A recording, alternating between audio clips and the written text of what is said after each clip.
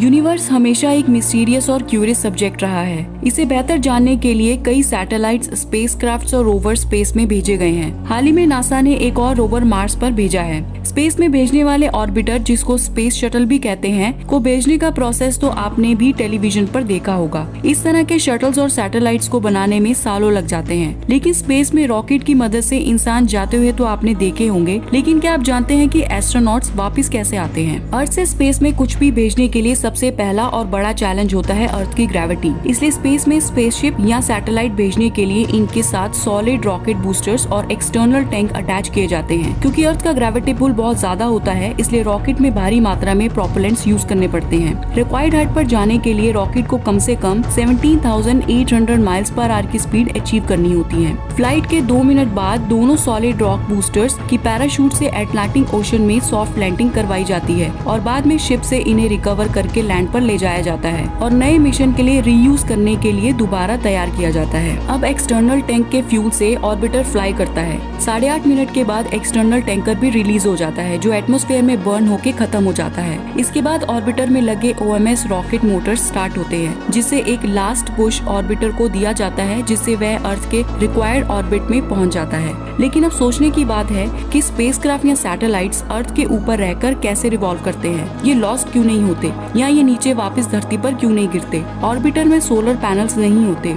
इसके अंदर इस पार्ट में लिक्विड हाइड्रोजन और ऑक्सीजन होता है, जिसे इलेक्ट्रिसिटी जनरेट की जाती है। इसका वेस्ट प्रोडक्ट पानी होता है, जिसे एस्ट्रोनॉट पीने के लिए यूज कर सकते हैं। जहाँ तक सैटेलाइट्स की बात है तो सैटेलाइट्स में सोलर पैनल्स लगे होते हैं, जो उनके फ्यूल का काम करते हैं। फ्यूल होने की वजह से सैटेलाइट्स और स्पेसक्राफ्ट्स आगे बढ़ते रहते हैं और अर्थ की ग्रेविटी की वजह से ही स्पेस में लॉस नहीं होते और ये अर्थ पर वापस ना गिरे।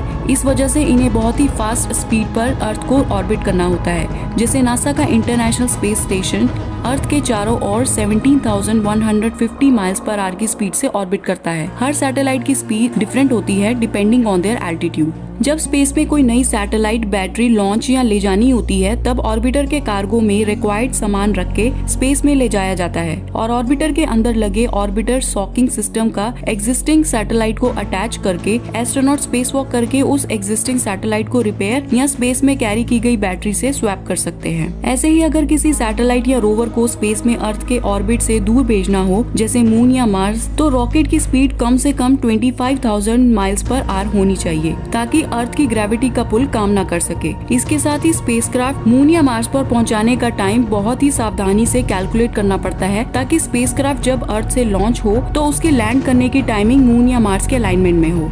अपना मिशन कंप्लीट करने के बाद एस्ट्रोनॉट्स अब धरती पर वापस लौटने की तैयारी में जुट जाते हैं। धरती पर री एंटर करने के लिए सबसे पहले स्पेसक्राफ्ट को टारगेटेड लोकेशन के अकॉर्डिंग सेट किया जाता है। अब धरती में री एंटर करते वक्त सबसे बड़ा चैलेंज होता है हीट। इससे टैकल करने के लिए स्पेसक्राफ्ट के शटल के एल्यूमिनियम स्किन पर सिलिकॉन टाइल्स लगाई जाती हैं, ताकि ये फ्रिक्शन की हीट को एब्जॉर्ब कर सके बिना स्पेसक्राफ्ट के टेम्परेचर को ज्यादा बढ़ाए। यही वो रीजन था जब कल्पना चावला समेत 6 और एस्ट्रोनॉट्स का स्पेसक्राफ्ट क्रैश हुआ था, क्योंकि शटल इतनी हीट को टॉलरेट नहीं कर पाया था। इसी वजह से शटल अर्थ के एटमॉस्फेयर में एंटर करते वक्त एक एंगल पर आता है और ये एयरप्लेन की तरह ही लैंड करते ही इसका पैराशूट ओपन हो जाता है, ताकि स्पीड को बैलेंस किया जा सके। इसके अलावा स्पेस कैप्सूल से भी एस्ट्रोनॉट स्पेस में भेजे जाते हैं। पहले भी स्पेस कैप्सूल का ज्यादा यूज किया जाता था, क्योंकि इसमें कार्गो भी नहीं होता, यानी इसमें कुछ कैरी करके स्पेस में नहीं ले जाया जा सकता, अनलाइक ऑर्बिटर और शटल। इसलिए ये कॉम्पैक्ट और लाइट वेट होता है और लिफ्ट के बूस्टर स्पेस में ही बर्न हो जाते हैं। इसी वजह से स्पेस शटल का यूज किया जाने लगा, ताकि रॉकेट बूस्टर्स को